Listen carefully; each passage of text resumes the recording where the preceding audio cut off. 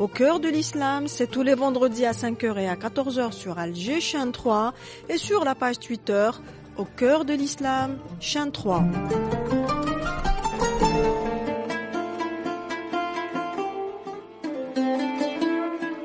Au cœur de l'islam. Une émission produite et animée par Kamel Chekat et Bouchra Yahya. Madame, monsieur, bonjour. Merci de nous retrouver en ce vendredi. Le plus important peut-être, Kamel Chekat, c'est le cœur, le premier temple de Dieu subhanahu. Il mériterait qu'on s'y intéresse et qu'on épure tout ce qui est mauvais, et travailler sur le cœur doit se faire tout au long de l'année. Salam alaikum, Kamel Chekat. Alaikum salam wa rahmatullahi wa barakatuh. Kamel Chekat, si vous voulez bien, on va profiter de cette aubaine qui nous est offerte pour essayer de découvrir ou redécouvrir, pour certains, la vie du prophète sallallahu alayhi wa sallam. Les publications qui traitent de sa biographie, de sa sira, sont nombreuses, mais malheureusement, on ne lit plus. On se contente des réseaux sociaux. Est-ce qu'on peut trouver ce qu'il y a dans les livres sur les réseaux sociaux? Je pose la question. Impossible. Donc, après l'introduction de la semaine dernière, Kamel Chekat, sur l'éducation du prophète sallallahu alayhi wa sallam, la révélation, insistons aujourd'hui sur les valeurs du sceau des prophètes. Avait-il une éthique? Comment se comportait-il en société avant et après la révélation? Le nouveau chef se comportait-il comme Dieu Tout-Puissant avec les nouveaux convertis, ou peut-être même avec ceux qui avaient choisi de rester dans la tradition de leurs ancêtres? Donc autant de questions qui mériteraient des éclairages et des réponses argumentées. Mais d'abord une question très naïve, Kamel Chekat. Est-ce qu'on peut vivre aujourd'hui avec le modèle prophétique? Est-ce que c'est simple, complexe? Et puis pourquoi on ne trouve pas de modèle prophétique aujourd'hui parmi nous si on part du principe que le prophète sallallahu alayhi wa sallam a d'abord été un humain qui avait des valeurs avec lesquelles il a vécu? Oui. Alors déjà, vous utilisez ce terme est très intéressant, le modèle prophétique. Je me souviens avoir beaucoup travaillé avec professeur Belmeki, et lui, quand il parlait de cet État fondé à Médine, il parlait de l'État prophétique. C'est un anthropologue politique qui parle, et donc État prophétique, ceci pour faire ça comprendre à certains que Mohammed sallallahu alayhi wa sallam n'était pas un petit chef de guerre qui vivait des razzias occasionnel qui pouvait alimenter son trésor public. Non, c'était quelqu'un qui avait une vision du monde qui était celle de l'islam, celle du Coran. C'était aussi quelqu'un qui cédait des compétences des autres pour gérer des affaires d'État et des affaires de société. Alors pourquoi est-ce qu'on ne retrouve plus cela? Parce que nous sommes allés dans une forme de religiosité qui a dévié des valeurs fondamentale de l'islam, tout simplement. De l'islam premier.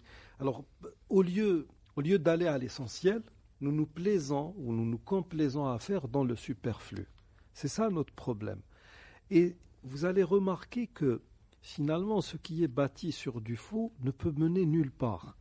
Il est vrai que si l'on opère un retour dans l'histoire de notre pays, je ne sais pas si on remonte à il y a de cela 70 ou 80 ans, on va trouver une société d'illettrés, mais qui était quand même bien imprégnée des valeurs les plus importantes de l'islam. Ça faisait de cette société algérienne une société qui s'accrochait à quelque chose de solide, entre guillemets. Maintenant, nous sommes, comme nous l'avons dit déjà dans l'une de nos émissions précédentes, nous sommes dans cette prédication du prophète alayhi salatu wassalam qui parlait pratiquement de cette époque en disant yanqusul ilmu wa yafshul qalam, la science diminue.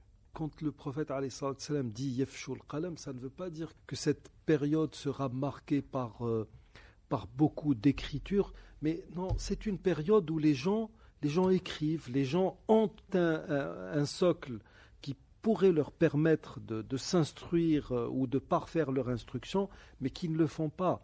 Ça veut dire que moi, quand je vois un réseau social comme Facebook, par exemple, je suis dans cette configuration de Yefshul Qalam.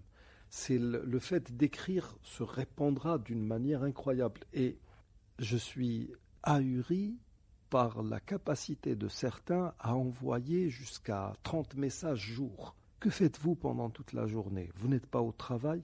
Alors, le modèle prophétique, c'est là où il commence à gêner. Parce que si vous êtes au travail, vous n'avez pas le droit d'envoyer des SMS ou de messages sur Facebook. Si vous êtes en train d'enseigner dans votre université, vous n'avez pas le droit de communiquer avec quelqu'un sur Facebook. Le téléphone est même interdit en classe, en cours. Normalement. Que ce soit pour les profs ou pour les étudiants. Donc il est là le problème. Pourquoi ne voyons-nous pas ce modèle prophétique dans la vie de tous les jours? Parce qu'il est tout simplement lourd à porter. Et dès lors où vous commencez à le porter comme il se doit, vous devenez une étrangère à la société. Et le prophète là aussi l'a dit. L'islam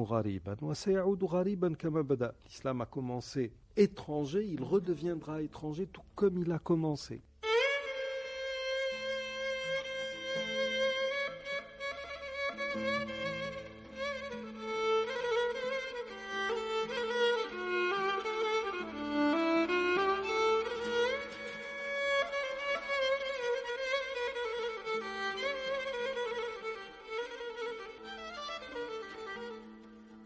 Kamel Cheikhat, nous avons commencé à parler la semaine dernière des premiers signes de la révélation, mais on n'a pas encore parlé du jour de la révélation. Oui. Certaines sources n'arrivent pas à décider si c'était réellement durant le mois de Ramadan ou un autre jour, alors que le Coran est clair sur cette date.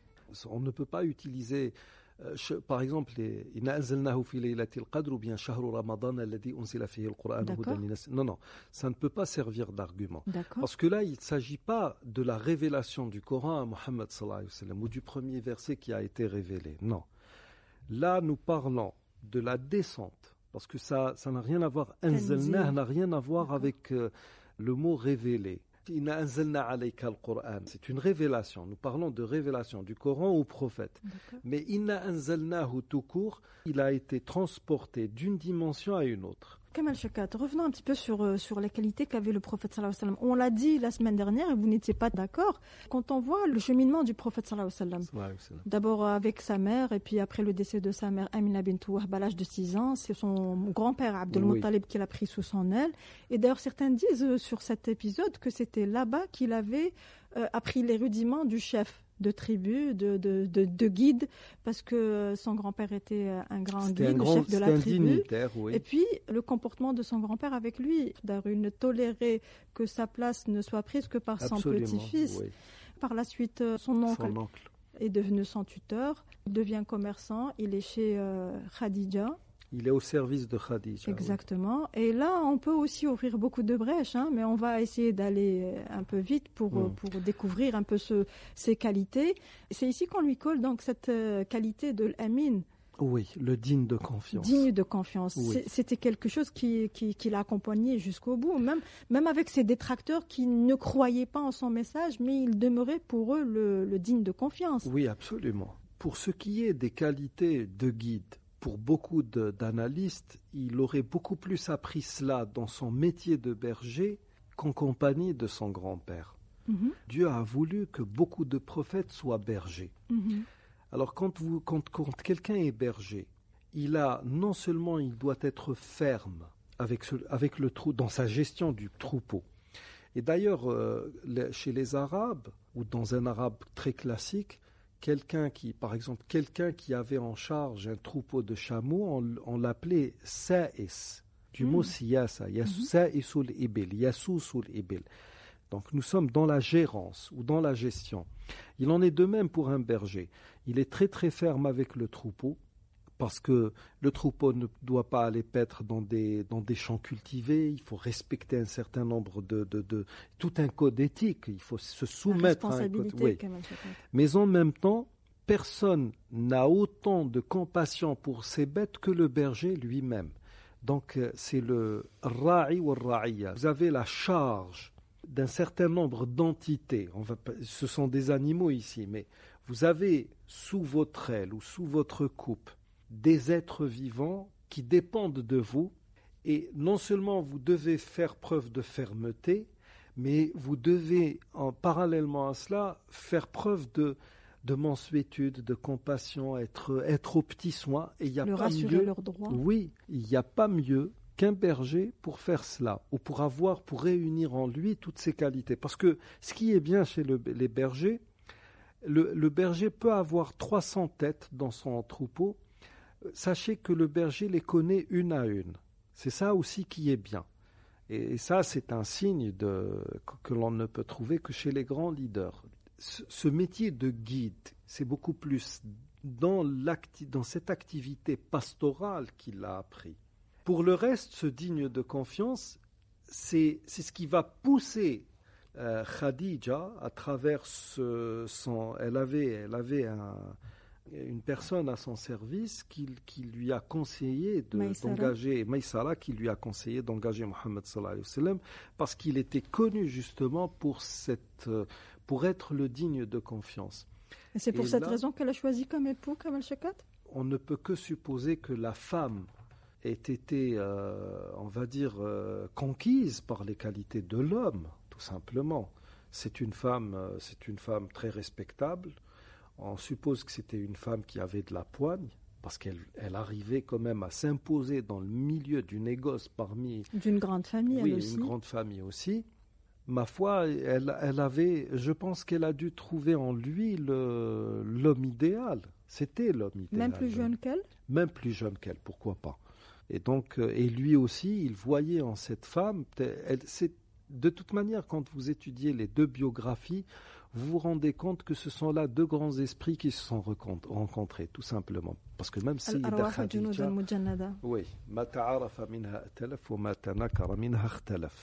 mais pour revenir au digne de confiance, nous sommes là dans ce qui prédispose les prophètes à devenir prophètes. Dieu subhanahu wa ta'ala prédispose ses élus à cette tâche, à cet apostolat, en leur donnant un certain nombre de qualités qui les plébiscitent parmi leurs congénères. Le prophète alayhi salam était connu pour cela. Et sachez-le, dans ce fameux paraclète, paraclétos, qu'on retrouve dans, si je ne m'abuse, dans l'évangile de Jean, uniquement. Sidna Isa alayhi salam a annoncé la venue de Mohammed sallallahu alayhi wa sallam.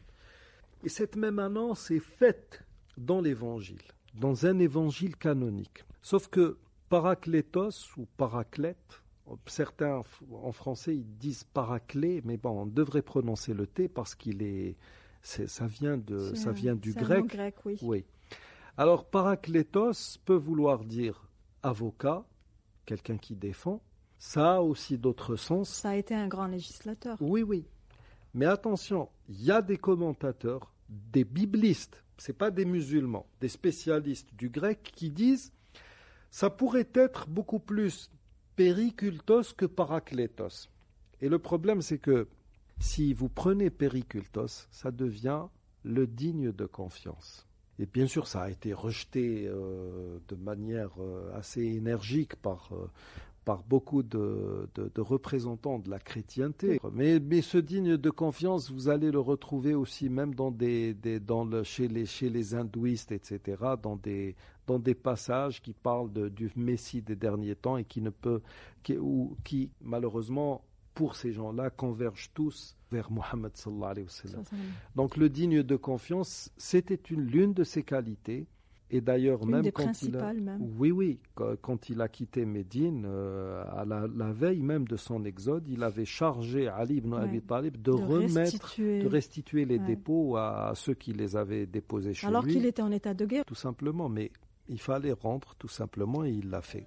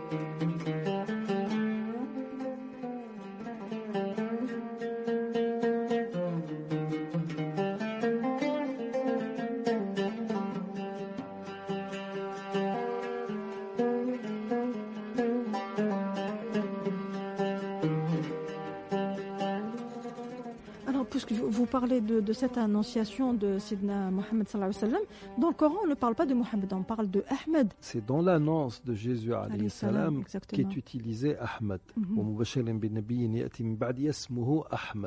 Mais le Coran l'appelle Mohammed. Il n'est pas cité beaucoup de fois. D'ailleurs, dans la majorité des cas, le Coran nous enseigne ce respect que nous devrions témoigner à Mohammed sallallahu alayhi wa sallam en ne l'appelant pas par son prénom. Dieu disait Ya ayyuhan nabi, Ya ayyuhan rasoul, etc. C'était beaucoup plus. Il y a une forme de respect dans ce prénom langage. Mohammed est cité uniquement 4 fois dans le Coran. Oui. Alors que quand on voit Sidna Moussa alayhi salam ou les autres, ils sont cités. Beaucoup plus. Oui. Le mot de Muhammad ou bien Muhammad existe toujours. Non, Muhammadim, il existe toujours dans le Cantique des Cantiques, donc dans l'Ancien Testament.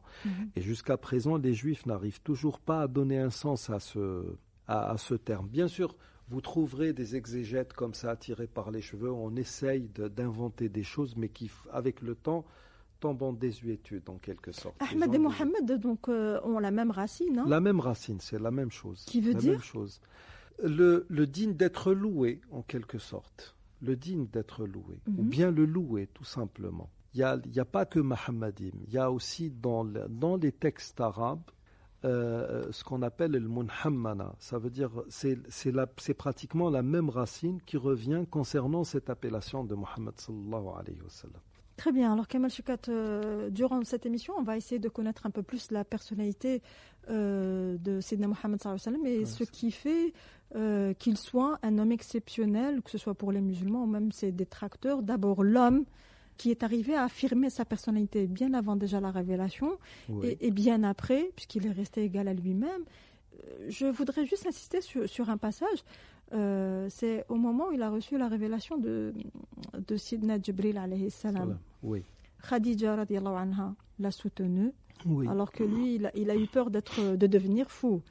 Il craignait, lui pensait à être devenu fou, parce certaines sources rapportent même qu'il a envisagé le suicide. Il pensait être devenu fou et il ne pouvait pas envisager la vie sous cette optique. Très bien. Insistons un petit peu sur Khadija. Oui. Elle l'a soutenu par tous les moyens. Elle a été la première à croire en lui. Oui. Khadija est la première convertie à l'islam. C'est la première croyante. C'est la première croyante, et puis il y a dans les propos qu'elle avait lancés au messager de Dieu alayhi salam quelque chose qui devrait être médité à l'heure actuelle. Oui.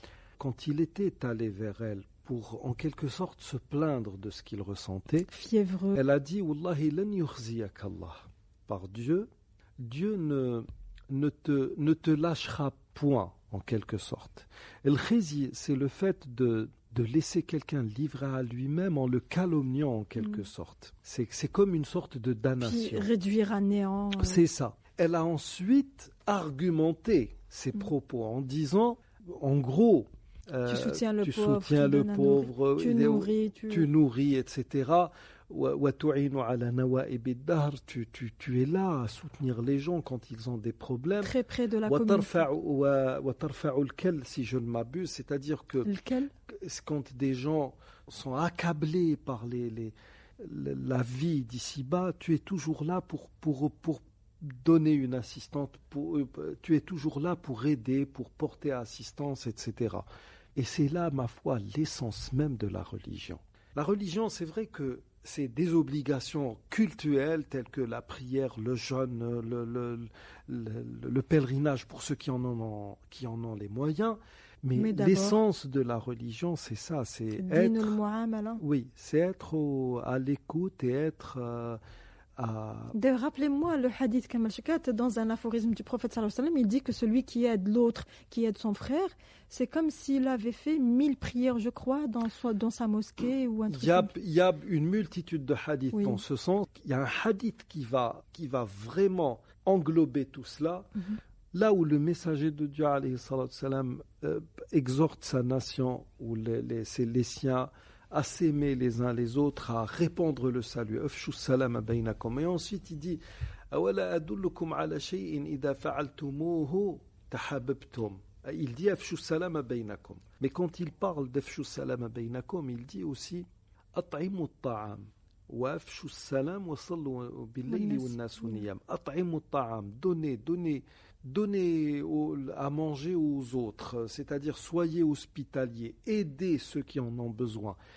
Et là, Sayyida Khadija radiyallahu anha va donner l'essentiel de ce qui fait d'un croyant un véritable croyant. C'est cette vie en communauté qui fait de vous quelqu'un de valable, un vecteur du bien, tout simplement. Et malheureusement pour nous, nous sommes allés dans une forme très sophistiquée de religiosité qui fait que le plus religieux d'entre nous est celui qui sait parler de religion, pas celui qui sait la mettre en pratique. Et Khadija radiyallahu anha, elle a mis le doigt sur l'essentiel de la religion, qui est un ensemble d'actes visant à apporter un bien-être à la société. Alors, l'homme parfait serait justement Mohammed sallallahu alayhi wa sallam à travers le modèle prophétique. Absolument. Parce qu'il était le fils de l'instant, le fils de sa société, et puis Ibn Bi'atihi jusqu'au bout des jours. Et la femme parfaite, qui pourrait être le modèle pour les femmes, pour les épouses, serait Khadija. En tout cas, pour nous musulmans, vous savez, Khadija radiyallahu anha vient juste après Sayyida Maryam. Maryam, la mère de Jésus, est par excellence pour les musulmans le modèle le plus parfait. Je suis en train d'utiliser là deux superlatifs, pratiquement. C'est le modèle le plus achevé, le plus abouti d'une femme. Elle était, contrairement à Khadija, encore une fois, l'Immaculée Conception. Oui, c'est une femme qui est née dans une sphère religieuse, qui a, dans son enfance, vécu ce qu'on appelle elle a été une élue, elle aussi, des faveurs divines. Elle était une élue. Et elle a fait l'objet d'un miracle qui reste flamboyant jusqu'à présent, dans un hadith de Muslim, justement, par rapport à cette Immaculée Conception, le prophète aurait dit qu'il y avait deux personnes qui ont été préservées donc, du mal de Satan. C'est Maryam et Isa alayhi salam. Absolument, absolument. Mais n'oublions pas aussi que Khadija radiyallahu anha, elle a reçu un message divin, enfin par l'entremise de Jibril alayhi salam, elle a reçu le salut divin. C'est Jibril qui dit au messager de Dieu alayhi salam, informe ton épouse Khadija que Dieu, du haut de cette cieux, la salue et lui promet un palais qala min qasab. Comment est fait ce qasab, on parle de perles, de joyaux, Oui, ce qui vient à l'esprit, c'est pratiquement du bambou. Oui, mais bon, voilà. C'est un matériau. Qasabul Jannah, on ne sait pas comment c'est fait. C'est des roseaux, un palais en roseaux. Pour certains, ça pourrait paraître, on va dire, rudimentaire, oui, mais parce attention. Que c'est un monde matériel, Oui, c'est un monde matériel, mais même en parlant de la matérialité de ce monde, je vous invite à essayer de vous informer sur de très très belles bâtisses faites en bambou. C'est quelque chose de très beau. Alors je laisse mon imagination travailler, essayer d'imaginer comment serait fait justement ce palais de bambou. Kemal Chakat, qu'est-ce qu'elle a fait, donc, Sayyida Khadija radiyallahu anha, pour mériter ce message de Dieu subhanahu? Quelles ont été ses actions? Quel profil est-ce qu'elle avait? C'était une femme vertueuse, tout simplement. Et puis elle avait, au moment même où ce salut divin lui est parvenu, elle avait déjà un certain cheminement dans la religion musulmane. Elle avait épaulé le dernier des messagers. Elle a été son premier supporter en quelque sorte, en dépit de tout ce qui allait venir. Et puis, même après avoir du boycott de tout ce qui allait venir, alors elle le savait très bien. Elle aurait pu rester en dehors. N'oublions pas qu'elle a fait appel à son cousin Waraqa ibn Nawfal, qui était un érudit chrétien. Cette femme, cette grande femme, est là. Elle va être la première à savoir ce qui allait se produire. Et attention, nous avons affaire aussi à une femme d'affaires, chevronnée. Et l'une des caractéristiques de ce type de personne, Khadija est une femme riche. Elle fait partie des grands noms de la finance de la Mecque de l'époque. Quelles seraient, à votre avis, ses aptitudes en termes de calcul de risque? Elle a bien soupesé les choses et elle savait très bien dans quoi elle allait s'investir. C'est-à-dire qu'elle allait partager la vie d'une personne qui allait être incomprise au début de son apostolat. En dépit de cela, elle a joué son rôle, elle l'a joué pleinement, elle a aidé cette cause de l'islam jusqu'à sa mort. Excusez-moi, d'ailleurs, l'année à laquelle elle est décédée s'appelle Am al-Huzn. Oui, parce c'était la mort de deux personnes qui étaient proches. Bien sûr, et puis le prophète est resté fidèle à elle jusqu'au bout. Hein. Oui, d'ailleurs, certains psychologues, psychanalystes d'aujourd'hui disent qu'il était très attaché à elle. Et puis, il ne s'est jamais remarié du temps où il était l'époux de Khadija. Absolument. C'est venu bien après. Et puis, on disait aussi que le prophète sallallahu alayhi wa sallam s'énervait et entrait dans une colère noire quand une des lois ou des limites de Dieu subhanahu était violée, ou bien quand on parlait de Khadija, médisait, comme faisait parfois Aïcha, qui en était très jalouse. Elle en était hyper jalouse. Et elle était, ce qui suscitait aussi la jalousie de Aïcha radiallahu anha, c'est le fait que le messager de Dieu alayhi salatu salam avait un comportement spécial avec les amis de Khadija. L'une d'elles s'appelait Hala. Allahumma Hala, il se levait quand les amis de Khadija venaient. Et ça mettait Aïcha radiallahu anha, Sayyida Aïcha radiallahu anha, dans des états de crise terribles. Donc oui, c'est une femme qui l'a sérieusement marqué. Et ce qui est bien avec le messager de Dieu, alayhi salatu salam, c'est qu'il ne s'est jamais gêné de le montrer. Nous, musulmans du XXIe siècle, nous avons ce qu'on appelle en Bdarja. On appelle ça le Rujla. Ça n'a aucun sens en fait. Et je me souviens une fois, dans l'une de nos émissions, j'ai parlé du fait d'aider ses épouses, son épouse à la maison à faire les tâches ménagères. Et vous avez dit, le prophète le faisait. Nous, notre problème, c'est que nous avons toujours besoin, en guise d'argument, de citer le messager de Dieu. C'est-à-dire que si l'un de nous fait la vaisselle à la maison, il est comme dans l'obligation de dire oui, le prophète sallallahu alayhi wa sallam faisait aider aux tâches ménagères de son vivant. Alors que normalement, nous devrions agir comme le messager de Dieu alayhi salatu salam. Quand il faisait quelque chose de bien, ou quand son action s'inscrivait dans ce qui est dicté par la nature humaine, il n'avait pas besoin de se justifier. Il a aimé cette femme, il l'a vraiment aimée, si je peux me permettre de le dire, éperdument, parce qu'il était vraiment amoureux de cette dame, et il a été sérieusement affecté par sa disparition au point de ne plus pouvoir partager la vie avec une autre entité féminine, jusqu'à ce que cela lui soit commandé par Dieu. D'ailleurs, la majorité de ses épouses étaient plus âgées que lui. Déjà mariée. Il y en a qui étaient très vieilles. Saouda, la deuxième qu'il a épousée après le décès de Khadija, oui. Elle était vieille et puis il l'a épousée juste parce qu'il avait encore des enfants à la maison qui nécessitaient quand même... Le seul mariage qu'il a eu, où il a épousé une femme parce qu'il voulait l'épouser, c'était Aïcha bintou Abi Bakr.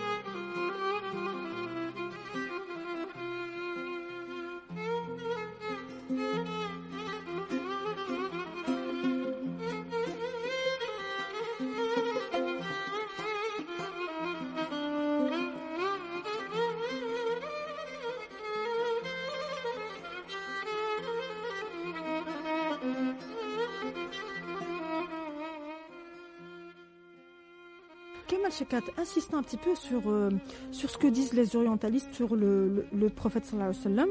C'est pas dans le but de le défendre, il n'a besoin de la défense de personne. Son parcours a été clair, transparent. Et les orientalistes disent que le prophète Sayyidina Muhammad sallallahu alayhi wa sallam était un amateur de chair. Oui. Alors s'il l'avait été réellement, est-ce qu'il aurait épousé une femme plus âgé que lui de plusieurs années. Oui. Et puis, pourquoi il ne s'était pas marié quand il était jeune, quand il était Oui. encore puissant? Oui. Il a commencé à se remarier, c'était après qu'il ait Absolument, atteint oui, 50 ans.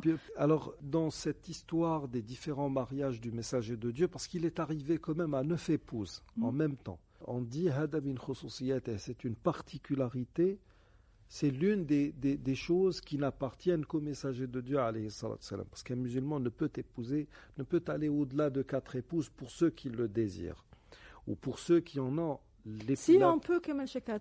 Comment ça? En répudiant Bien une sûr, ou deux, oui, puis en les bien sûr, remplaçant, oui, ainsi de suite. Bien sûr, mais ça, honnêtement, j'imagine mal comment la vie, est-ce qu'elle a un sens quand on est dans cette logique, franchement.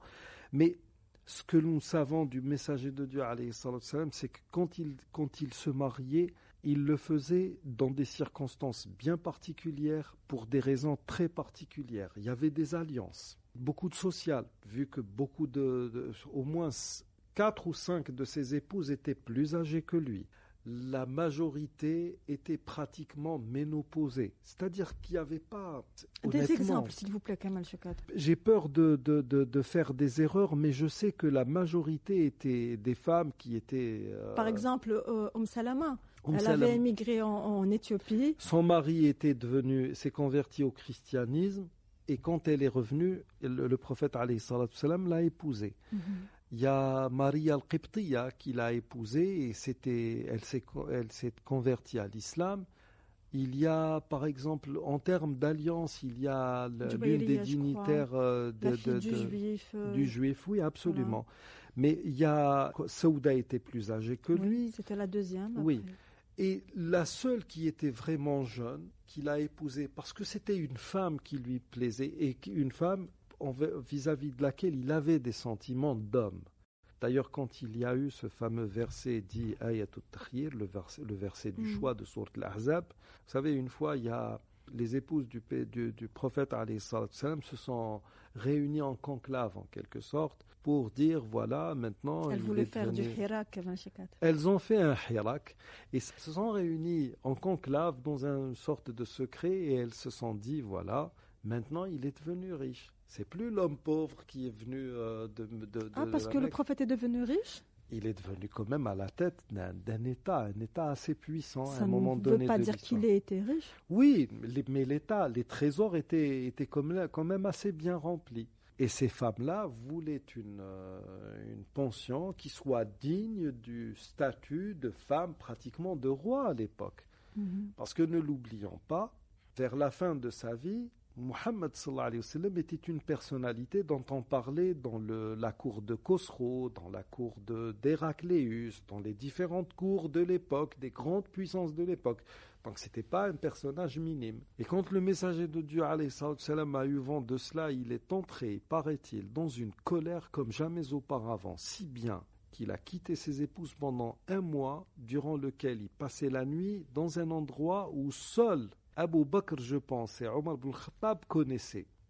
Et donc, après cela, il y a eu, au terme justement de ce mois, il y a eu la révélation de ce fameux verset de Sourate Al-Ahzab, disons aux épouses du messager, alayhi salatu salam, voilà, si vous voulez la parure de la vie d'ici-bas, venez que je vous répudie et que je vous rémunère pour ce que vous avez vécu avec moi, et puis n'en parlons plus. Et alors qu'il avait soumis en quelque sorte ou fait part de cette révélation à ses différentes épouses de la manière la plus solennelle, la plus officielle qui soit, quand il est allé le faire avec quand il est allé le faire avec Aïcha radiyallahu anha, il a dit consulte tes parents. Parce qu'il comptait sur Abu Bakr pour la dissuader de divorcer. Parce qu'il aimait Aïcha radiyallahu anha. Ça nous donne une idée. Justement, puisqu'on est dans cet épisode donc, des épouses du prophète sallallahu alayhi wa sallam, il y a eu énormément de littérature. Aïcha, on en a entendu des vertes et des pas mûres, et tout ce qui s'ensuit. Mais il y a aussi un autre point de discorde et puis qui continue à être contesté. C'est que Sayyidina Muhammad sallallahu alayhi wa sallam a épousé Zaynab bint Jahsh, qui était l'épouse de son fils adoptif. Oui. Comment expliquer qu'est-ce qu'on pourrait dire sur cet épisode, Kamal Shekat? Alors voilà, déjà, il faut comprendre une chose. Oussama ibn Zayd était un fils adoptif. Il était de condition modeste.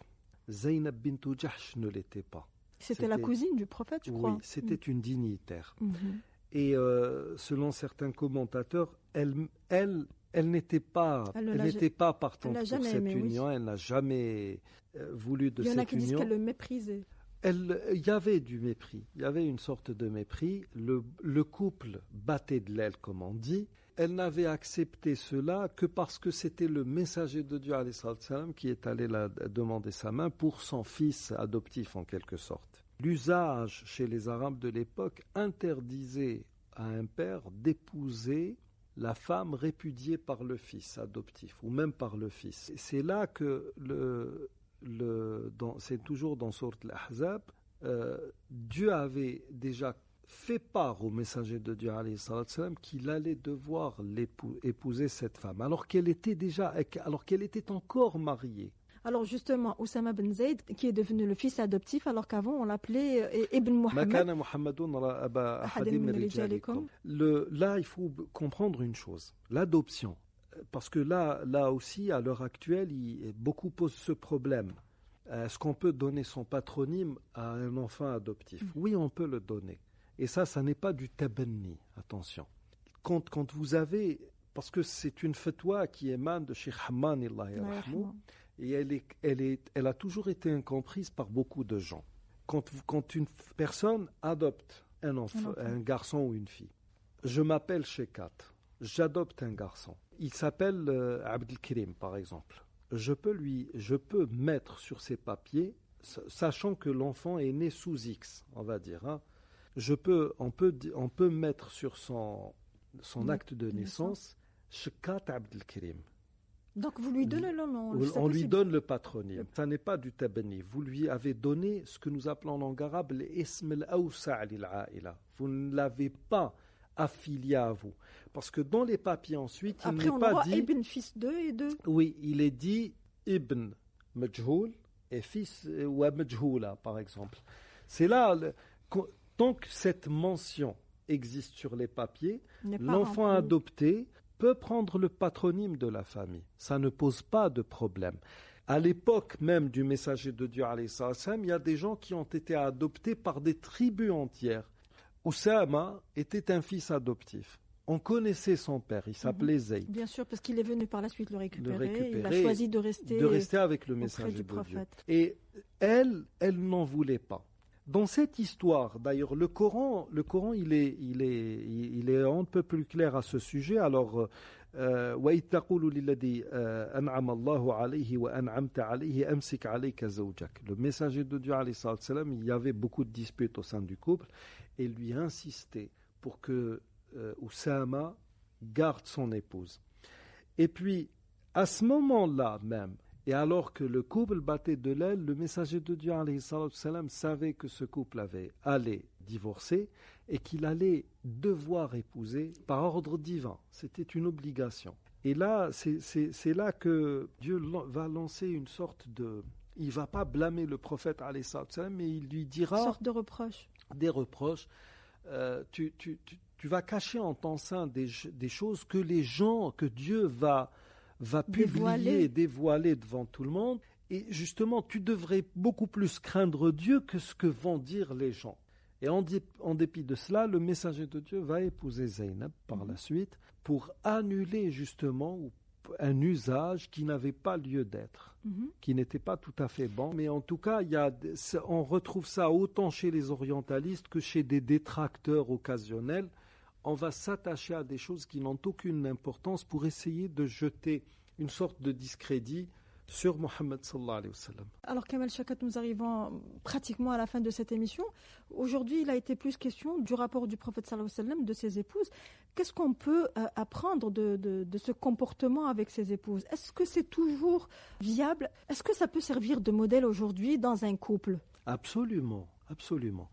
Nous avons l'image d'un homme qui n'avait pas de complexe à montrer ses sentiments vis-à-vis des femmes qu'il a aimées, sans aucun complexe. Qu'a-t-il dit, Kamal Chakat? Il disait: le meilleur d'entre vous est celui qui a le meilleur comportement avec sa famille. Et Khayrukum khayrukum li ahlihi wa ana khayrukum li ahli. Je suis d'entre vous celui qui a le meilleur comportement avec sa petite famille. Mais il y a mieux que ça. Une fois, il y avait une fête à Médine, et à un moment donné, il y a certaines peut-être de ses épouses avec des enfants et d'autres femmes qui venaient, et le prophète sallallahu alayhi wa sallam, en les voyant venir, il a dit « Antum uhibbukum » faites-le aujourd'hui et vous allez passer pour une femmelette. C'est ça le problème, c'est que c'est plus que viable, parce que c'était le prophète sallallahu alayhi wa sallam. Imaginez cet homme, ce grand homme, ce personnage illustre qui est à la tête d'un État, qui est un théoricien, ça foisonne de concepts. C'est-à-dire que tout ce qu'il mettait sur la table, c'était quelque chose qui relançait des débats, qui apportait quelque chose de neuf dans un vivre ensemble qui était celui de... Un réformateur, un roi prophète qui regroupait toutes les qualités. Ça. Et puis le monsieur, l'homme, il est chez lui en train de réparer ses chaussures, de coudre, en train de balayer, sans aucun complexe. De retoucher un habit pour une vieille. Oui, et il était intransigeant, Mohammed sallallahu alayhi wa sallam. Mais vous savez, ça me rappelle une citation que disait une personne que je connais. C'est, en parlant de sa femme, il disait « C'est moi le patron, mais c'est elle qui commande ». Quand vous étudiez la biographie du prophète sallallahu alayhi wa sallam, on a ça. C'est-à-dire que c'était quelqu'un qui, en dépit de cette position sociale, il arrivait à s'effacer pour donner à ses épouses une sorte d'espace où elles avaient toute l'attitude, parce que les choses de la vie imposaient cela. Il était dans tous les domaines.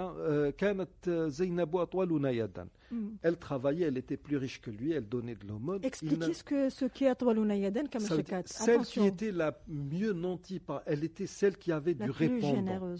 La plus généreuse, mais non, Atwaluna Yadan aussi, ça veut dire qu'elle avait de l'argent, qu'elle était autonome financièrement parlant.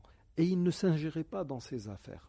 Imaginez le messager de Dieu alayhi salam qui discute avec Aïcha radiyallahu anha, qui était c'était la plus rebelle de ses épouses, elle était la plus jeune, et une fois il lui dit « Tu sais, je sais quand tu es en colère contre moi et quand tu ne l'es pas. » Elle lui dit « Ah bon, et qu'est-ce qui te fait, comment peux-tu le savoir, ou bien à quoi sais-tu cela ?» Il dit « Quand tu es acquise à ma cause, quand tu es vraiment dans ton assiette, tu dis La wa Rabbi Muhammad. Et quand tu es en colère contre moi, tu dis La wa Rabbi Ibrahim. » Vous imaginez? Donc c'était des humains, Kamal Shekat. Le couple, il était vivant. Il avait des moments de tension. Alors là, Kamal Shekat, excusez-moi, vous me rappelez donc l'épisode de la calomnie quand Hadithat al-Ifk. Oui. Alors elle est restée, je crois, un mois chez ses parents. Oui. Il n'y avait aucune révélation pour essayer d'innocenter Aïcha. Et quand la révélation est venue, Abu Bakr et son épouse ont dit à Aïcha, lève-toi et salue le prophète. Ouais. Elle a dit non, je ne le saluerai pas. Je rends grâce à Dieu car c'est lui qui m'a innocenté. Du haut de min fawqi sab'i samawat. Et là, ça donne une autre image de cette vie en couple. Vous avez un homme qui a tout fait parce qu'il l'a épousée alors qu'elle était toute jeune. Et certains sont même allés à parler de pédophilie. Alors que voilà, vous savez, c'est quoi un pédophile? Ça répond à un profil psychologique bien déterminé. Et puis, quand vous dites cela, en tout cas, tous ceux qui ont parlé de cela, surtout en Europe, se sont mis dans des situations plus que gênantes dans la mesure où ça nous a permis de revenir sur l'histoire des Européens, de l'Église plus particulièrement, et on a fait ressortir. Oui.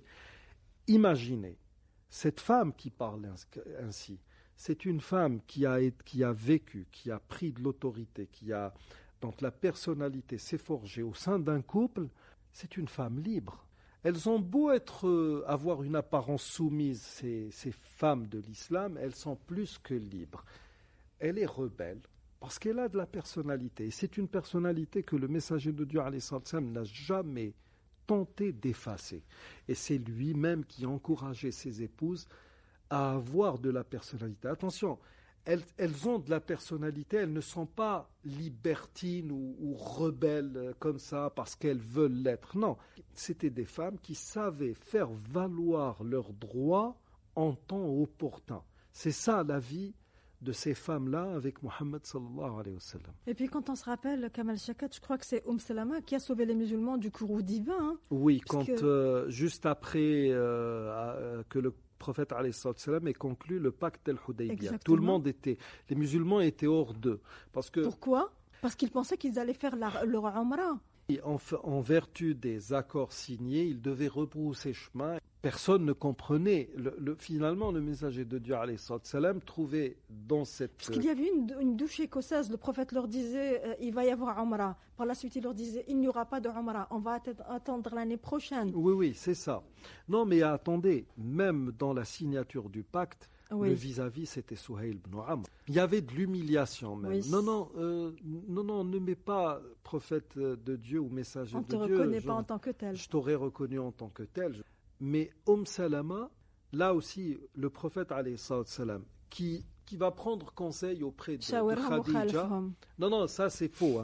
Shawirhum wa khalifhum, hadith sahih rwah Abu Jahl. Ça n'a jamais été scellé. Non, même, vous savez, vous allez trouver un hadith faible et mawdou' même rapporté par le Hakim. C'est un hadith qui a été inventé peut-être par les Perses. لا تعلموهن القراءة والكتابة وعلموهن الغزل والصورة النور. Ne leur apprenez pas à lire et à écrire, c'est un faux hadith. Et donc le messager de Dieu alayhi salam, là, quand il a donné l'ordre aux musulmans de procéder à certains rituels liés ou inhérents à la Umrah, alors qu'ils n'étaient même pas dans les lieux saints. Et eux, personne n'a bougé. Et lui, il a vraiment craint pour eux le pire, c'est-à-dire qu'ils pouvaient encourir le courroux divin. Et là, c'est Salama qui va dire, tu sais, doué d'une intelligence. Vas-y, fais-le toi-même et ils te suivront. Ne t'en fais pas. Fais-le, commence par le faire. Des femmes qui savent apaiser le mari. Et le mari qui ne va pas dire tais-toi femme, c'est toi qui vas me donner conseil dans un moment aussi critique. Non. Et c'était ça, Mohammed sallallahu alayhi wa sallam. Et ma foi, je suis désolé pour toutes ces féministes qui ne connaissent pas déjà Mohammed, parce beaucoup d'entre elles n'ont pas assez de temps et assez de cran pour s'informer. De toute manière, la majorité des féministes sont sur le plan psychologique aussi extrémistes que les barbus de Daesh. Vous savez, c'est le même profil psychologique. C'est ça, c'est l'homme dont rêveraient toutes les femmes du monde, Mohammed sallallahu alayhi wa sallam. Vous savez, il faut partir d'un principe très très simple. Depuis que Dieu subhanahu wa ta'ala a créé ce monde, il y a toujours eu des gens bien, des gens bons qui ont contribué à ce que la vie se perpétue sur terre. Imaginez, cet homme dont il est dit dans le Coran, qui faisait partie de la cour de Pharaon, Yukhfi imana. Imaginez cet homme qui cachait sa foi dans la cour de Pharaon. Ça veut dire que nous avons des réflexes. Oui. Cet homme, il a vécu dans cette cour de mécréance alors qu'il était croyant. Il était acquis à la cause de Moïse, alayhi salam.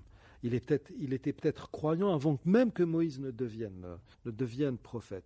Vous savez, c'est quelqu'un qui devait avoir une culture du secret qui était terrible, dans la mesure où, si vous, la musulmane, vous êtes en droit de dire astaghfirullah après avoir dit comme nous avons ça, c'est des réflexes, ouf, astaghfirullah. Vous éternuez, alhamdulillah. Lui, il ne pouvait pas le faire. Et c'est pour cela qu'il faut partir du principe que dans la vie, il y a toujours, partout où vous irez, il y aura toujours des gens bons. Même si ce n'est pas des musulmans. Il y a du bien partout dans le monde. Heureusement. Et si c'est ça la logique qui nous anime au quotidien, on ne peut que bien vivre. Eh bien, c'est la fin de ce numéro d'aujourd'hui consacré à quelques qualités du prophète sallallahu alayhi wa sallam, notamment son comportement dans la communauté, surtout auprès de ses épouses. On n'en a pas encore terminé, Kamal Shakat, avec la biographie du prophète qui devrait d'ailleurs inspirer nos actes au quotidien. Donc, je vous dis merci de nous avoir suivis. On vous donne rendez-vous la semaine prochaine, vendredi prochain, à 6h et à 14h sur Alger Chain 3.